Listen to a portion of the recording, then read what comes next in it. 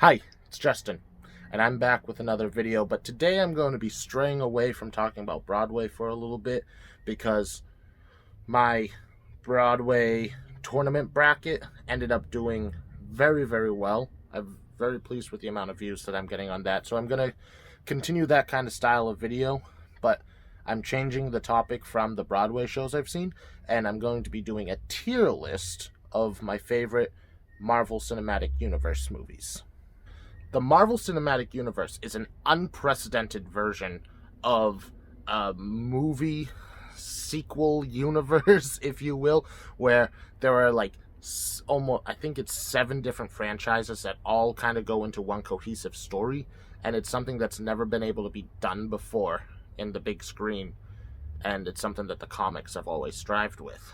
And because it's so unprecedented, Marvel is the leading cinematic universe movie studio.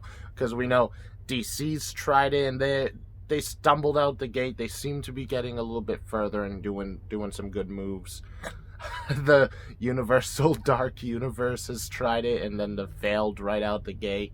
And even Fast and Furious has taken a step in with their kind of spin-off they're doing with Hobbs and Shaw there. But the Marvel Cinematic Universe is something that is special to me because, like I said in one of my other videos, I didn't get on board with it until the Avengers. That was the first MCU movie that I saw, and I was so lost, yet still so damn entertained by it. So that made me go back and rewatch all the other movies that came before it so I could get all that backstory, and I just fell in love. And so today, as of May 1st, 2020, when we should have already seen Black Widow, I'll be putting in a tier list of my favorite Marvel Cinematic Universe movies. Now, here I went onto tiermaker.com and found the Marvel Cinematic Universe tier. So it has the S, A, B, C, and D tier, with S being the very, very top and D being the very, very bottom. And I'm going to go in order of release, which means I'm going to start with Iron Man here. Iron Man is a movie that started it all, but as I go back and look at it now, it's lacking in some of the depth that I think the character of Tony Stark has, but maybe that's because his character hasn't gone through that entire arc that he had by the end of Endgame. He's still kind of the arrogant playboy. He thinks everything is all about him and blah blah blah, which is that's the arc of the story, is he goes from tech genius to superhero reluctantly. So, and it's not one of those movies I find myself saying like, oh, you know what, I want to watch Iron Man. So, you know, just because I like it, but I don't love it, I'm gonna put it in B. And let me tell you, I'm probably gonna have some controversial choices, so please be respectful of my opinion, and yeah, we'll keep going. So after Iron Man, we have The Incredible Hulk. Now, this is a movie that a lot of people would throw all the way down the bottom. I don't think it's one of the worst movies the MCU has. If you look at it through a character story of Dr. Bruce Banner and how he's on the run, but he can't get away from the one thing he wants to get away from. He has to learn to live and deal with this monster inside him that he doesn't want to have any part of, while the U.S. government is tracing after him too when he's trying to get rid of it. I think it's a very, very interesting story. The way they made it out to be in the movie did get a bit boring at times, but I still don't think it's one of the absolute worst MCU movies. So I'm going to take it and I'm going to throw it in category C. So after that, we have Iron Man 2. Now, Iron Man 2 is kind of like the prequel, I guess, to the Avengers, because that's the one movie that they do, in my opinion, the most to build up for the Avengers and the most to explain what's going on in the Avengers. And because of that, there were like 5 different movies worth of Iron Man stories all kind of shoved into one, where the whole thing with Whiplash and the whole thing where he's dying and the whole thing with the Stark Expo, and the U.S. government wants to take his suit away from him, and then you're throwing in S.H.I.E.L.D. and Natasha Romanoff and Nick Fury. There's a lot of stuff going on in the movie, and I just don't think it was handled very, very well. So you know what? I'm putting Iron Man 2 in the D list of movies. Next we have Thor, the original Thor movie, which I think has some very Shakespearean qualities, and I think that's something that director Kenneth Branagh really, really brought to this movie, because yeah, he has background in Shakespeare, and I think that it was an interesting way to introduce the audience to this world of Asgard and gods and the Norse mythology in a very kind of Shakespearean way. And altogether, the movie is about a father and son relationship, two sons trying to impress their father in two very different ways. So I'm gonna take Thor and throw it on the B list, because I do find myself going back and watching it. Some of the comedic effects, like the Darcy's character in it, I don't think is great, but in this one movie, I do enjoy the Thor and Jane relationship. I think this is one of the movies where it actually works better. So after that is Captain America: The First Avenger. This is where I think some people will start to get really mad at me, because from my understanding, a lot of people really enjoy this movie, and like, I'll watch it if it's on, but it's nothing that I would ever go in and say I want to watch Captain America: The First Avenger.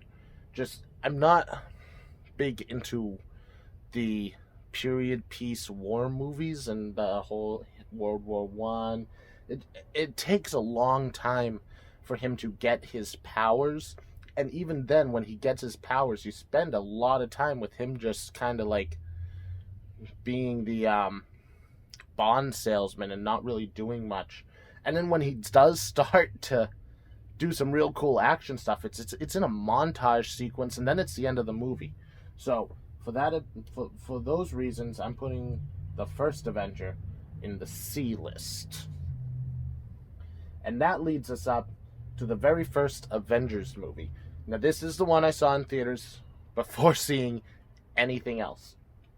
So, the way that Marvel Studios, Kevin Feige, Joss Whedon, they were able to bring all these very big name stars in their own rights, and be able to make an ensemble piece where not one person overshadowed the next, I think is a remarkable feat. And the movie is just so much fun. It's something that you can watch on repeat, especially that last third. The third act is so much fun. I'm going to put the Avengers in the A list. So I really do love that first Avengers movie. So after that, we have Iron Man 3. This, again, is one of those movies where I don't think a lot of people really, really love it. And I don't love it either, but I thoroughly enjoy it. I didn't read the comics, so I wasn't attached to the character of the Mandarin. And I liked that kind of plot twist that they had at the end, where it turned out that Ben Kingsley's Mandarin character was just an actor to be the face of this evil organization while it was being run right under everyone's noses.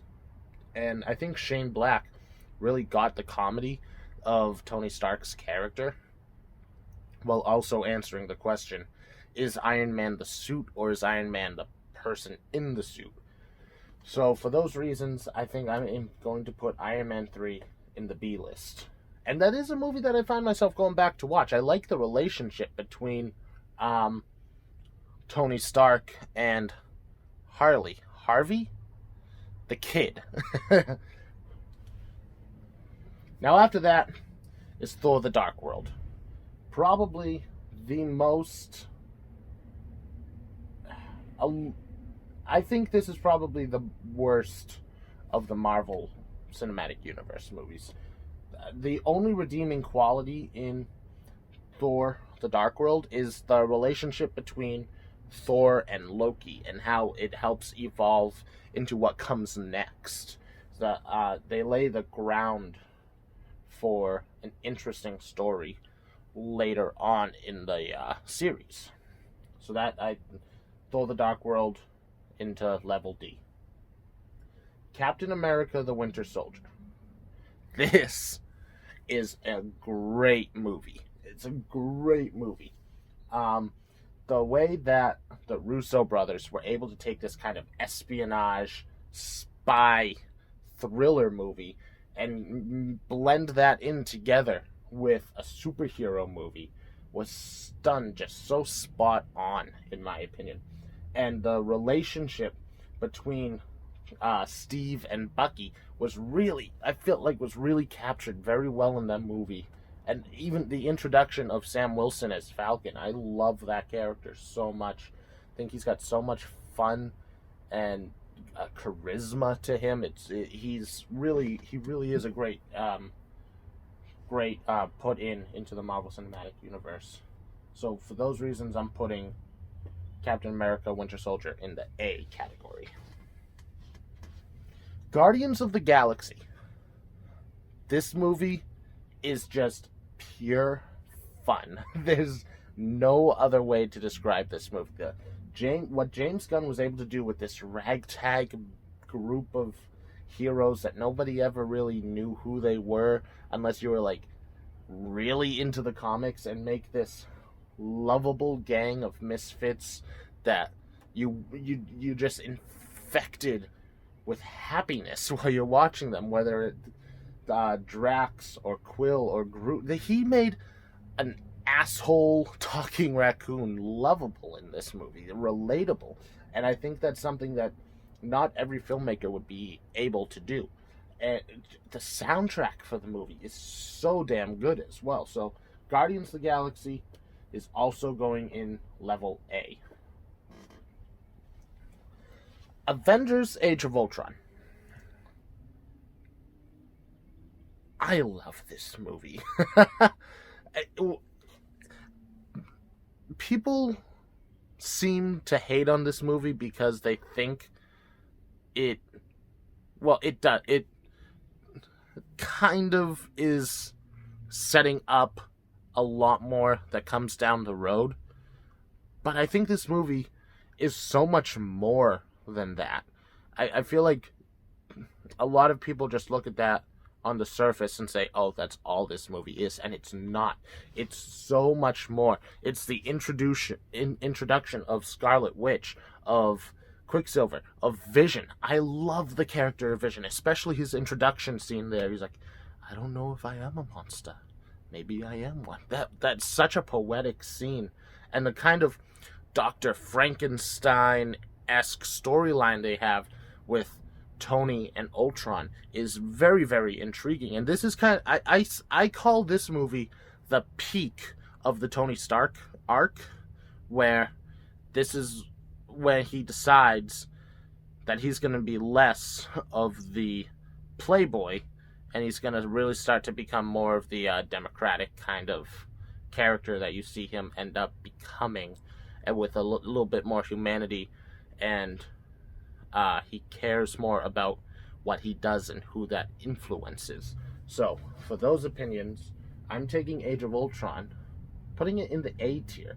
The movie is just so much, it's fun, and even Ultron's got some good jokes in there.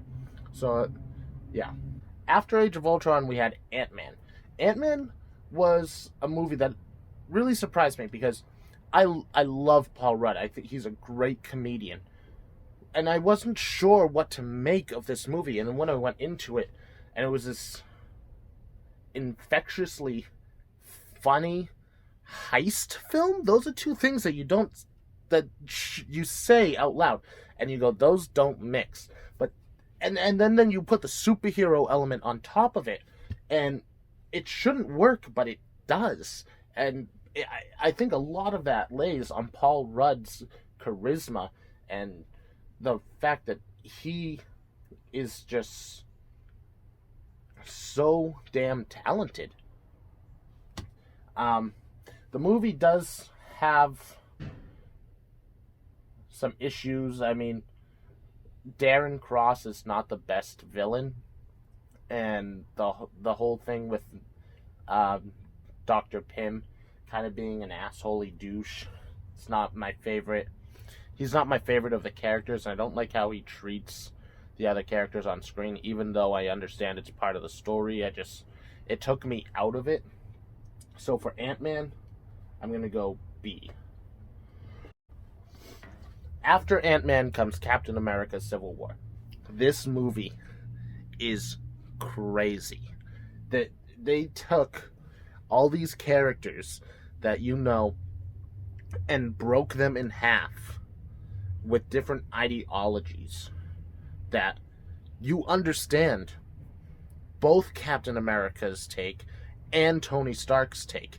There wasn't one person that you walked away in Civil War going, yeah, he was right.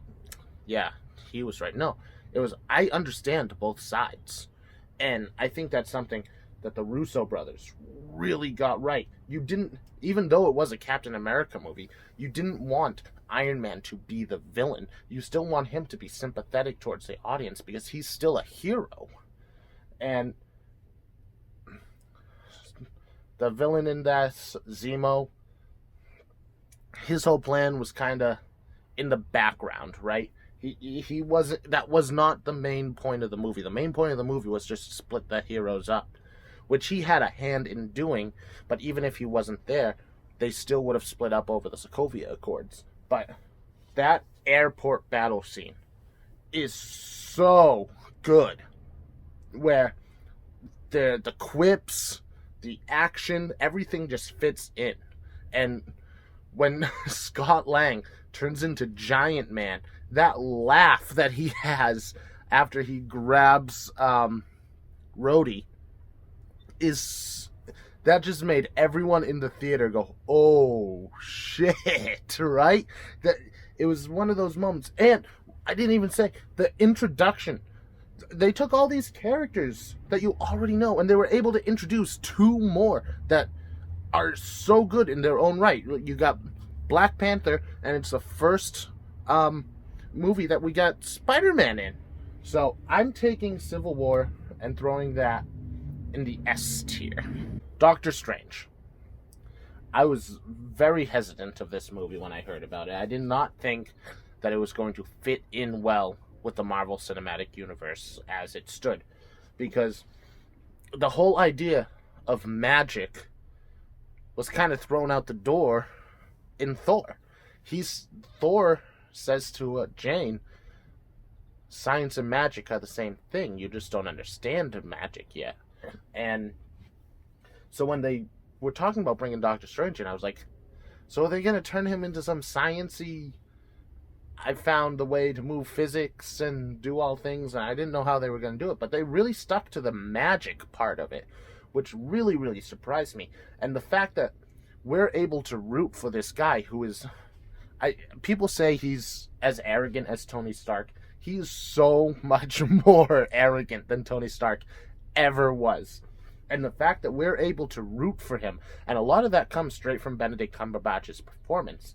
The whole, he shakes his hands, and you feel, you know that's all he wants is to be able to fix himself, and he can't. So, and he's doing everything he can. The scene in his apartment where he throws everything off the table, and Rachel McAdams comes in, and he starts yelling at her. I'm like, oh my god, this dude's an ass. And then at the end of the movie, he saves the world, and you're like, yeah, I can get behind this guy. It was so surprising to me that they were able to pull that off in the way that they did. So, I'm going to take Doctor Strange and throw that in the B list. Guardians of the Galaxy 2. If it wasn't for Yondu in this movie, it would have been shit. This movie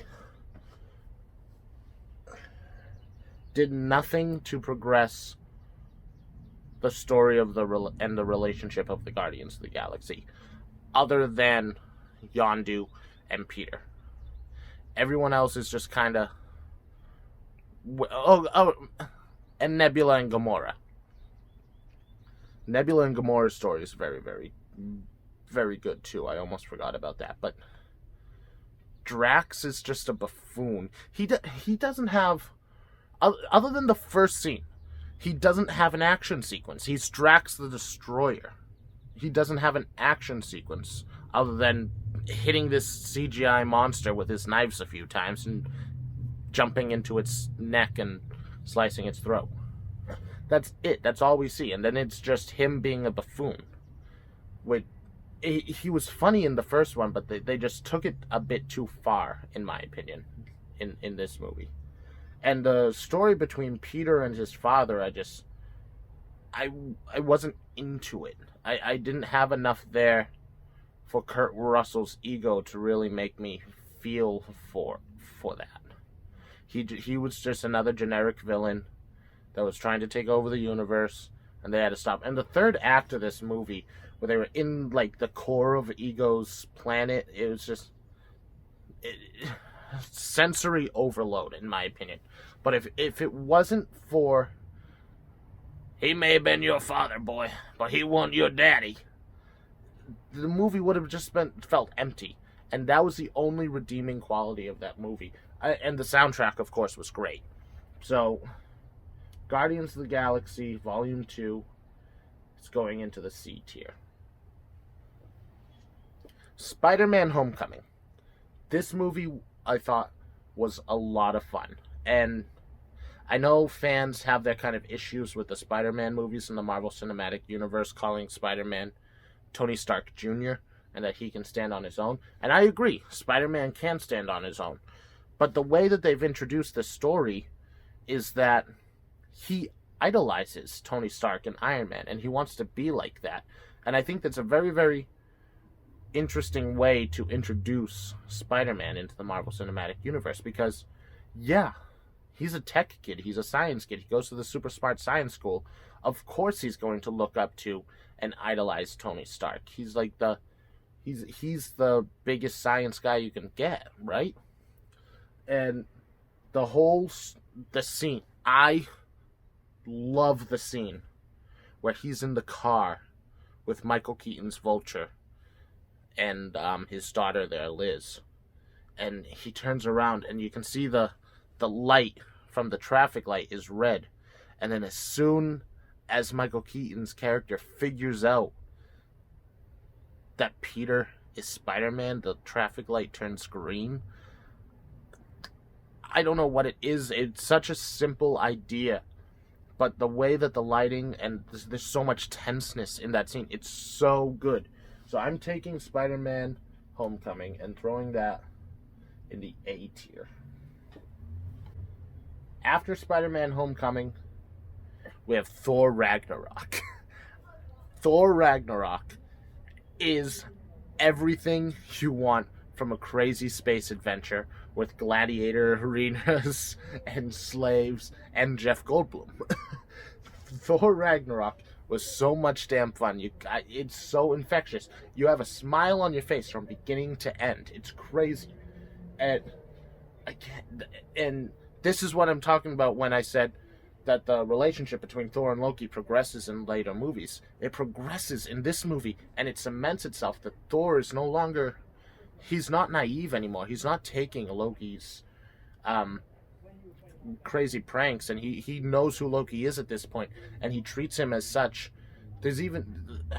It's so good. And Loki is then able to redeem himself by coming back to Asgard and helping and saving the people. And so I'm taking Thor Ragnarok. I'm putting that on the S tier. What Taika Waititi was able to do with that is outstanding. After Thor Ragnarok was Black Panther. Now, I don't love Black Panther as much as other people do. I think it's a wonderful movie, and I understand where people are coming from when they say they love it because of that cultural impact. But it didn't hit me the same way. Eric Killmonger is a great villain. But after their duel, and he takes a throne and supposedly kills T'Challa, the first time I was in the theater, I sat back and rolled my eyes and go, really? Really? That's where you're going with this? You're going to try to convince people that T'Challa is dead and then you're going to bring him back. He's going to save the day. And then the CGI battle at the end in where the train, the vibranium trains are, that it just looked like a video game. So I'm going to take Black Panther, throw that in the B list. And I love Andy Serkis's Claw.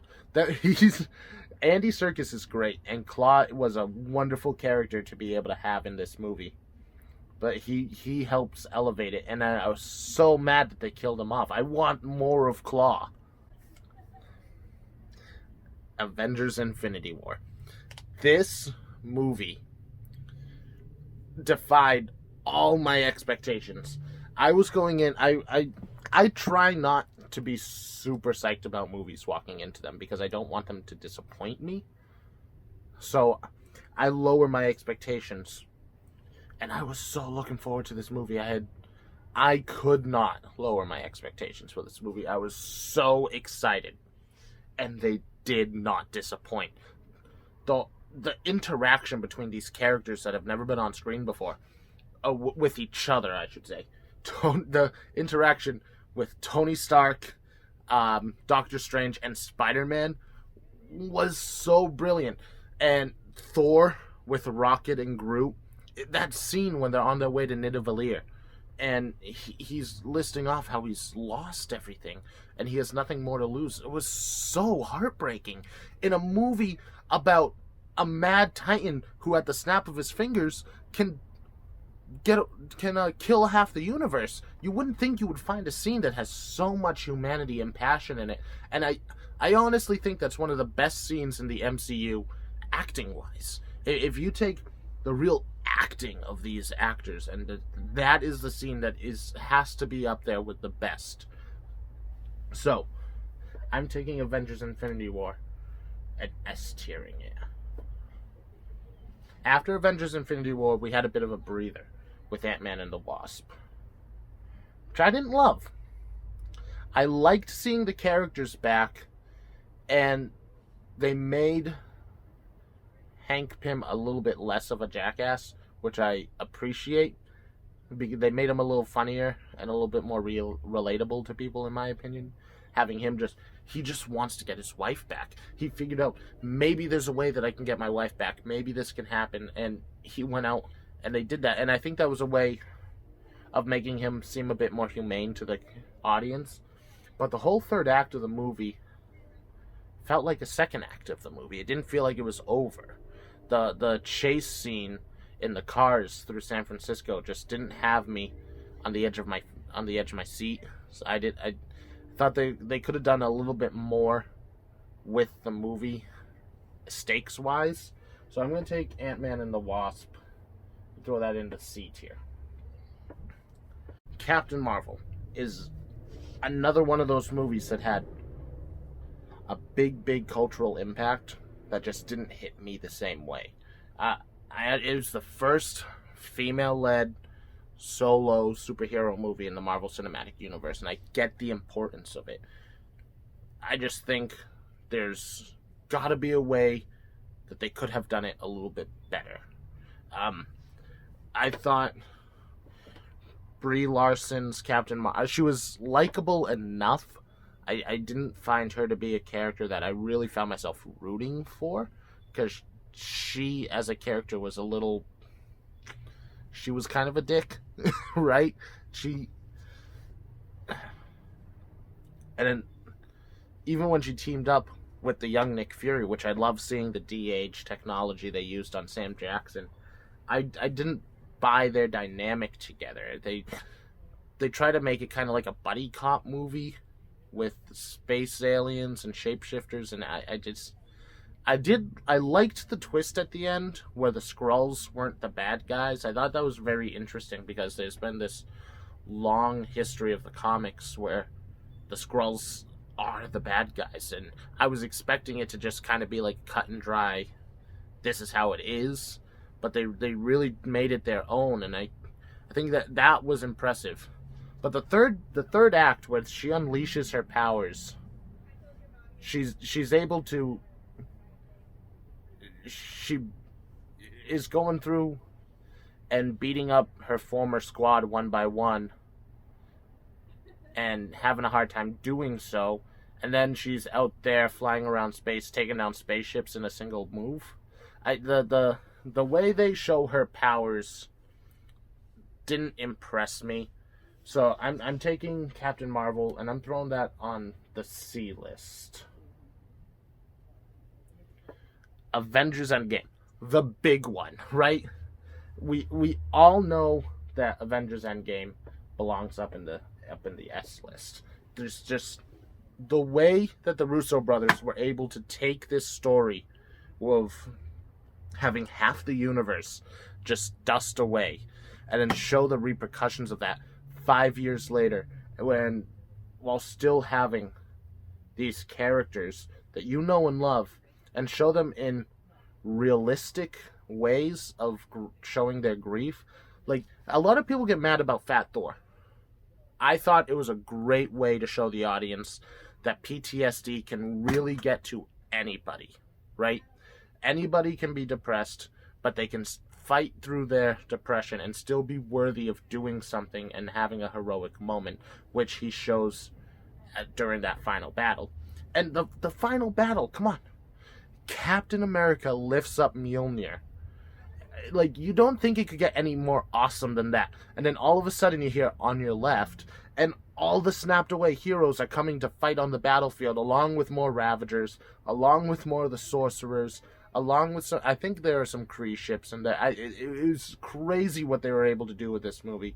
And even having it at 3 hours long was something that needed to happen, because you need that kind of slower first act to show what the world is like at this point, while also building up to this kind of time travel element that takes you back through some of the more memorable and some of the less memorable MCU movies that you tend to like more after seeing. Spider-Man Far From Home is a movie that I really did not think I was going to like. Saw the trailers for it, and I was like, oh, they're trying to make Mysterio look like the good guy, and then they're going to do the classic switcheroo and make him the bad guy at the end of the movie. And I thought it was kind of a cheap way out. It, like, they've kind of done this before in the Marvel Cinematic Universe, and I ended up really liking the movie.